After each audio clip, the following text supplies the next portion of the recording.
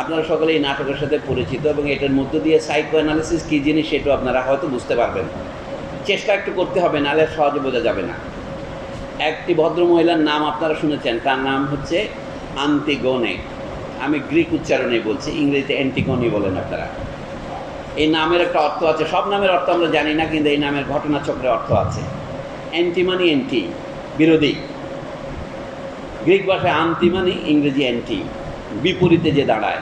গণে মানে হচ্ছে এখানে হচ্ছে প্রজনন, যে প্রজননের বিরুদ্ধে, তাকে বলে অ্যান্টিগনি। এটা বোঝার জন্য বোঝাচ্ছে, ইংরেজিতে আপনারা জানেন মানুষের শরীরের মধ্যে অস্থির ভিতরে আছে কি মজ্জা, মজ্জার ভিতরে কি তৈরি হয়, রস তৈরি হয়। এগুলিকে মেয়েদের ক্ষেত্রে বলে রজ, ছেলেদের ক্ষেত্রে বলে বীরের যে রক্তধারা, মায়ের যে অশ্রুধারা, এই বীর্যের মূল কথাটা ইংরেজিতে বলে গোনাট, যেটা মানুষের হাঁটুর ভিতর গিরায় গিরায় থাকে, এটা বলে গোনাট। এই জন্য যেখান থেকে গনোরিয়া বলে একটা রোগ তৈরি হয়েছে, এই শব্দটা গনি হচ্ছে সেইটাই। অ্যান্টিগনি মানে who is against generation, against the গোনাট। এবং ময়ূর যখন পেখম খুলে নাচে, সে অন্য পুরুষ ময়ূরকে আকৃষ্ট করার জন্য, এটা হলে সে তার পাখা মেলে দেয়। এবং পাখার কি রঙের কি বিচিত্র বাহার! নারী এবং পুরুষ পরস্পরকে আকর্ষণ করার জন্য যে সমস্ত ডিভাইস ব্যবহার করে, তার গোড়ায় হচ্ছে এই গোনাট। এটা হচ্ছে উৎপত্তিস্থল। সেখানে যে মেয়ের নাম অ্যান্টিগনে দিয়েছে কবি সোফোক্লেস, আপনারা তাকে নাট্যকার বলবেন, আমি কবি বলতে চাই আপনাদের অনুমতি নিয়ে। তিনি বলছেন যে this woman is against life as it is. লাইফটা কি? লাইফটা হচ্ছে, তিনি এক মৌলিক পরিবারে জন্মগ্রহণ করেছেন, যেখানে তার বাবা ছিল তার মায়ের ছেলে, তার নাম ইডিপাস। এটা যীশু খ্রিস্টের 443 বছর আগে লেখা নাটক, মানে আজ থেকে 2500 বছরের বেশি আগে। মূল ঘটনা যেটার বরাত দিয়ে লেখা হচ্ছে, সেটা তার থেকেও 2500-3000 বছর আগে। সুতরাং ঘটনাটা যদি পৃথিবীতে কোথাও ঘটে থাকে, আজ থেকে প্রায় 5000 বছর আগে। যা সেটা মনে রাখার জন্য বললাম, কিন্তু ওই ঘটনার তাৎপর্যটাই আমি আপনাদের বলতে চাচ্ছি। তো অ্যান্টিগনের নাটকের প্রথম বাক্যেই অ্যান্টিগনি তার বোনকে ডেকে বলে, হেই আপা। তারা দুই বোন, একজনের নাম অ্যান্টিগনে, আরেকজনের নাম ইসম্যানে। এখানে ইঙ্গিত করতে পারেন, একজন বলে না, আরেকজন বলে হ্যাঁ। দুইজন দুইমুখী, তারা দুজন কিন্তু একই মায়ের পেটের বোন। এটা খুব সুন্দর আছে। মায়ের পেটকে গ্রিক ভাষা বলে ডেলফো। কাজে যারা একই পেট থেকে জন্মেছে তাদের বলে আদেলফো। এই নামের একটা ইঙ্গিত দিচ্ছে আপনাদের। মার্কিন যুক্তরাষ্ট্রের পেনসিলভেনিয়া অঙ্গরাজ্যে একটা শহর আছে, ফিলাডেলফিয়া। আদেলফ মানে হচ্ছে ভাই বোন, এক মায়ের পেটে যারা জন্মেছে। আমরা পুরুষতান্ত্রিক ভাষায় শুধু ভাই বলি, আপনারা কিছু মনে করেন না পারা। তো বলছে কি আদেলফোস মানে হচ্ছে এক মায়ের পেটের ভাই, ইংরেজিতে অনুবাদ করে সিবলিং। তো ফিল মানে ভালোবাসা, যেমন ফিলোসফি মানে জ্ঞান, গরিমাকে যে ভালোবাসে সেই ফিলোসফার, ওই বিষয়ের নাম ফিলোসফি। ফিলাডেলফিয়া মানে হচ্ছে ভাই বোনের ভালোবাসার শহর। আমেরিকানরা এগুলির কৃত্রিম নাম ইউরোপ থেকে গিয়ে ওখানে বসিয়েছে, এমন নাম ওখানে আমেরিকান ইন্ডিয়ানদের ছিল না। আমি আপনাদের বলছি যে আন্তিগনে নাটকের শুরুতে প্রথম বাক্যে, প্রথম লাইনেই অ্যান্টিগনি কথা বলা শুরু করে, হেই প্রিয় ইসম্যানে, তুমি কি শুনেছ? তাকে সম্বোধন করা হচ্ছে তুমি আমি একই মায়ের পেট থেকে জন্মেছি। ওখানে সবাই গ্রিক ভাষায় আছে, আমি গ্রিকও একটু পড়তে পারি। ও লিখছে যে কি আদেলফন, লিখে অল টু আদেলফন, এই কথা লিখেছে। মানে আমরা ইংরেজিতে যেটাকে অটো বলি। তুমি আর আমি এক মায়ের পেটে এমনি এমনি হয়েছি। তার আগে আবার কমন শব্দটা ব্যবহার করেছে, এটা হলো কৈনুন। ও কৈনুন আদেলফোন ইসম্যানে কারা। কারা মানে এখন আমরা বলি ডিয়ার, কিন্তু কারা শব্দের অর্থ হচ্ছে ল্যাটিনে কাপুত বলে, যেটা পার ক্যাপিটা বলেন, এটা মানে হচ্ছে মাথা। আক্ষরিক যদি অনুবাদ করেন আপনাকে গন্ডগোল হয়ে যাবে, ওই ব্যক্তি এবং ইন্ডিভিজুয়ালের অনুবাদের মতো। বলা হচ্ছে, হে ইসম্যানের মাথা, তুমি আর আমি এক মায়ের পেটে ছিলাম। শুনেছ আমাদের নতুন রাজা কি আদেশ দিয়েছে?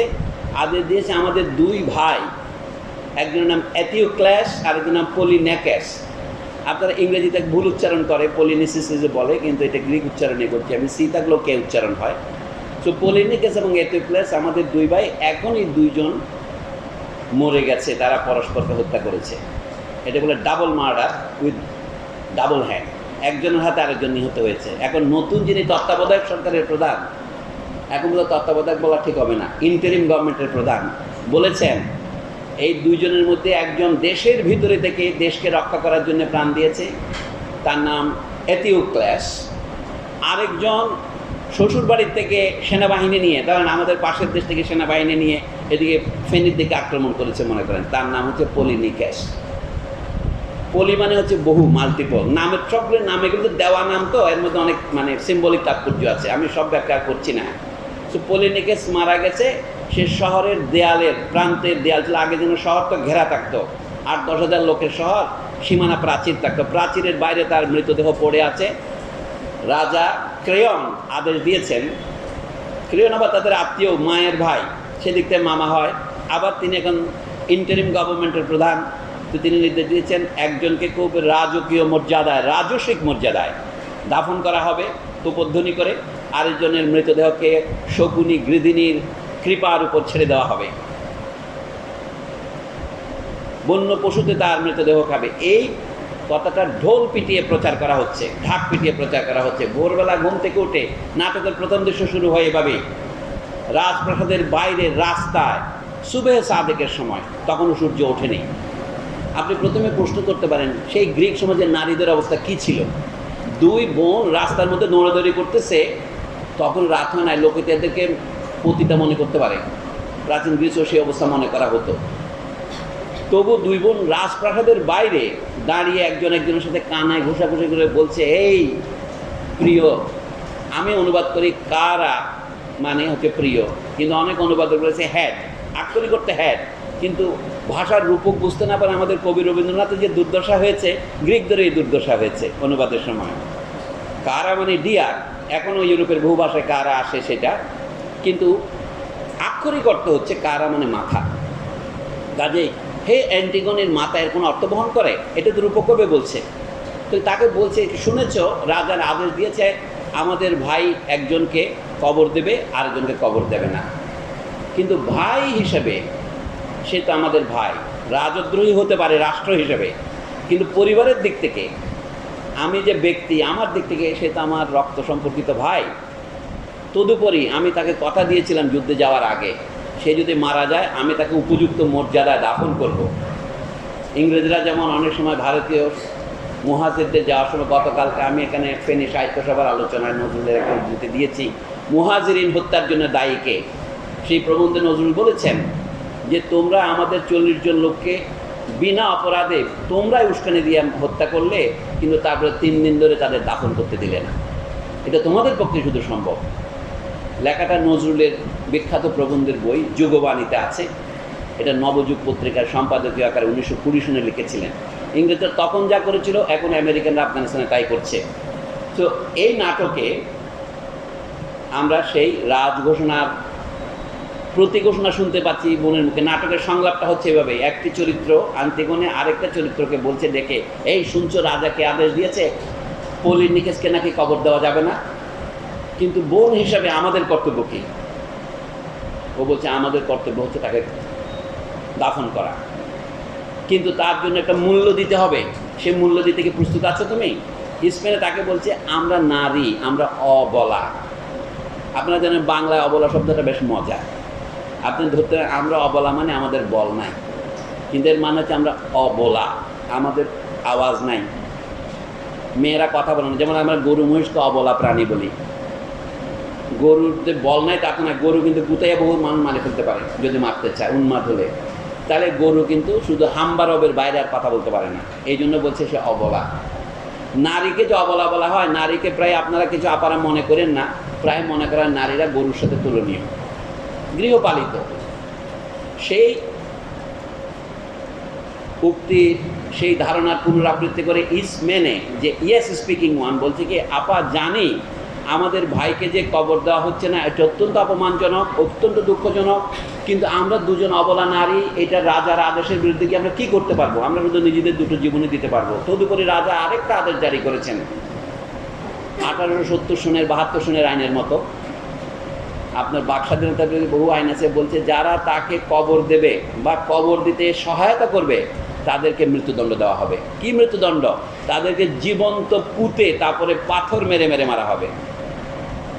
অ্যান্টিগনি বললেন, আমি সেই শাস্ত্রের কথা অবগত আছি আপা, আপনি আপনার জীবন বাঁচান, আপনার মামার বাড়িতে থাকেন, আমি চললাম, আমি ওকে কবর না দিয়ে ঘরে ফিরব না।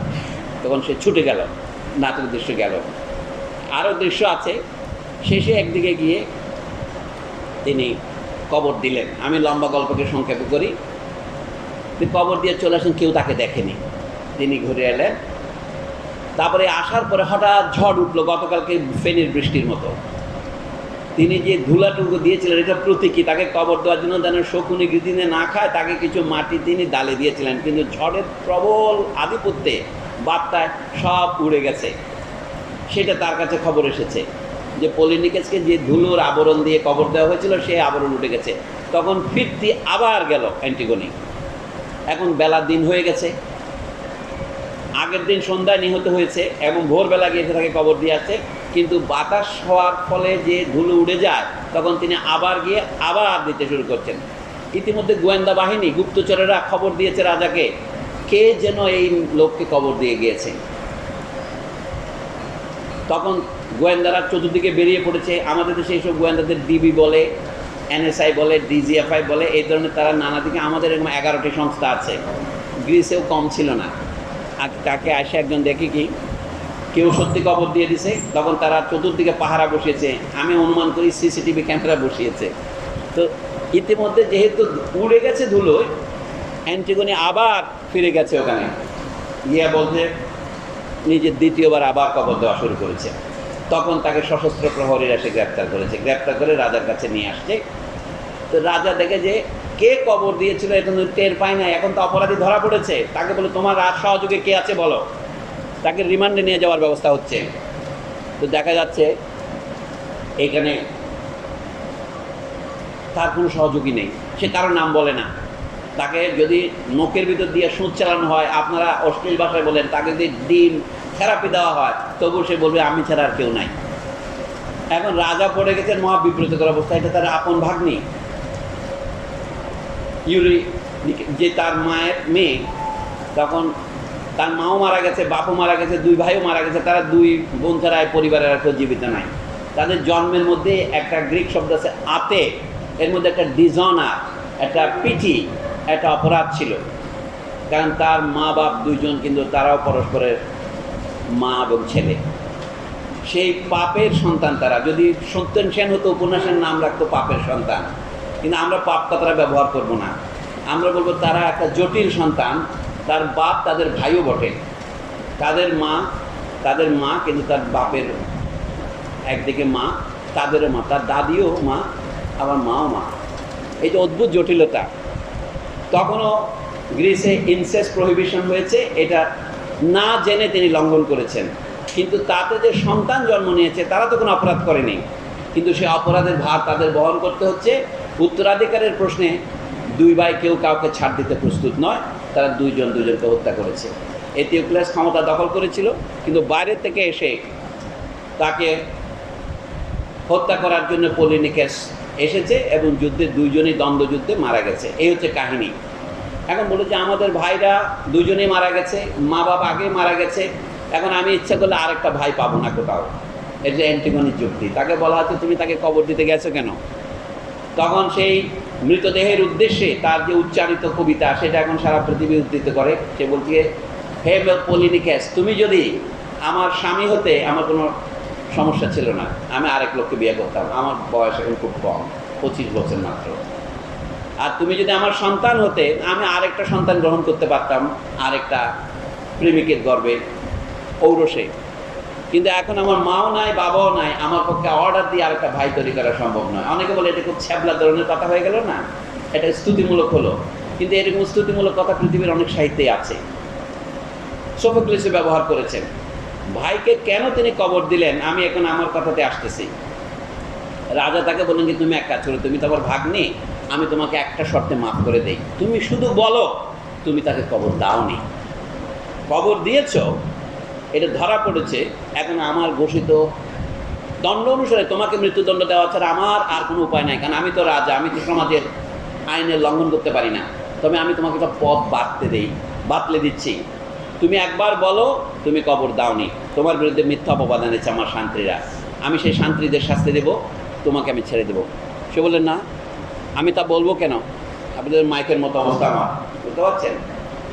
যা, ফেনী ইউনিভার্সিটির প্রতি আমি কৃতজ্ঞতা প্রকাশ করছি আমাকে বলতে সুযোগ দেওয়ার জন্যে, কিন্তু প্রকৃতি আমাদের সহযোগিতা করছে না। বৃষ্টি, তা বলছে আপনি বক্তৃতা সংক্ষিপ্ত করুন। আমি বুঝতে পারছি, তো আমি একটু সংক্ষিপ্ত করে নিয়ে আসি বক্তৃতা, আপনাদের আর অত্যাচার করবো না। তো মেয়ে বললো যে, না, আমি তো মিথ্যা কথা বলবো না, আমিও অমর হব তোমার পায়ের নিচে, আমাকে কি দণ্ড দেবে দাও। দণ্ড মানে মৃত্যুদণ্ড। আমি তো আগেই জানি তুমি মৃত্যুদণ্ড দেবে, এটা জেনে শুনে আমি তাকে কবর দিয়েছি, এ বিষয়ে কোনো সন্দেহ নেই। দ্বিতীয় সন্দেহ হচ্ছে, এখন তুমি আমাকে বলছো মিথ্যা বলে নিষ্কৃতি পেতে, আমি তো নিষ্কৃতি পেতে চাই না, আমি মরতে চাই। আমার ভাইকে তুমি মেরেছো, মানে তাকে তুমি, কিন্তু তাকে মৃত্যুর পরে তুমি অপমান করতে পারো না, অন্তত আমি বেঁচে থাকতে পারো না। আমি তার প্রাপ্য সম্মানটুকু দিয়েছি, এখন আমার মরে গেলে আর কোনো দুঃখ নেই। তাহলে অ্যান্টিগনের শুরু থেকে বলছে, দুই বোনের মধ্যে যখন আলাপ হচ্ছিল তখন বলছে কি, সেই যে মৃত্যুদণ্ড দে, আমি এটা বরণ করার জন্যই তাকে কবর দিতে যাব। এখন আপনারা কবি রবীন্দ্রনাথ ঠাকুরে আসুন। রবীন্দ্রনাথের যুক্তিকে অবলম্বন করে ইসমেনে বলছেন, আপা, তুমি যদি তাকে মৃত্যুদণ্ড দিতে যাও তোমার অমঙ্গল হবে, মানে তুমি তোমার এই মূল্যবান প্রাণ হারাবে। তার মামা ক্রেয়ন, তত্ত্বাবধায়ক সরকারের প্রধান, অন্তর্বর্তীকালীন সরকারের প্রধান ডক্টর ক্রেয়ন তাকে বলছে, আপনি এক কাজ করুন, তুমি মিথ্যা বলো, আমি তোমাকে ছেড়ে দেব। আমাদের মানে অভিনেত্রীদের যেমন দুদিন গ্রেপ্তার করে ছেড়ে দে, আমি তোমাকে ছেড়ে দেব, তোমাকে একটা কথা বলতে হবে, আমি এরকম প্রচার করিনি, আমি এরকম অভিনয় করিনি, আমি এরকম পোস্ট দেইনি। ও বলে, না, আমি তো দিয়েছি, আমি অস্বীকার করবো কেন? এই কথাটা বলার পর তার আগেও সে জানে মৃত্যুদণ্ড ঘোষিত হয়েছিল। সে বলে, তুমি তো জেনে শুনে কাজ করেছো? বলে, হ্যাঁ, আমি জেনে শুনেই করেছি। কারণ কি, আমার বেঁচে থাকার আর দরকার নেই, আমি মরতে চাই। তার ছোট বোন ইসমেনে, ছোট বড়কে আমি বুঝতে পারি না, বয়স আমি ধরে নিয়েছি ইসমেনে তার চেয়ে বড় হবে, কারণ তাকে সবচেয়ে ছোট বলা হচ্ছে বিভিন্ন ব্যাখ্যাকার। বললে যে, তুমি কি তাকে কবর দেবে? সে বলে, দেব। তুমি জানো যে মৃত্যুদণ্ড অনিবার্য? সে বলে, আমি তো মরতে চাই। মানে এখানে কোন ঘটনাটা আগে? মরতে চাই বলে ভাইকে কবর দিতে গেল সে? আমি আপনাদের প্রশ্ন করছি, মরতে চাই বলে ভাইকে কবর দিতে গেল, নাকি ভাইকে কবর দিতে হলে যদি মরতে হয় মরবো তাই? আমরা পরিষ্কার করে বলতে পারি না। মেয়ে অস্বীকার করলো। আমরা বলতে গিয়ে, she has a desire to die, death wish বা ডেথ ড্রাইভ তাকে অকুপাই করেছে। আমরা মানুষের মধ্যে দুটো প্রবণতা আবিষ্কার করি, একটা হচ্ছে লাইফ ইনস্টিংক্ট বা লাইফ ড্রাইভ, যেটার অধিকাংশ বাংলা নাম হচ্ছে রতি, ইংরেজিতে বলে ইরোস। একটা হলো ইরোটিক ড্রাইভ, আর একটা হলো ডেথ ড্রাইভ। তার মধ্যে ডেথ ড্রাইভটা মুখ্য হয়ে উঠেছে, সে মরতে চায়।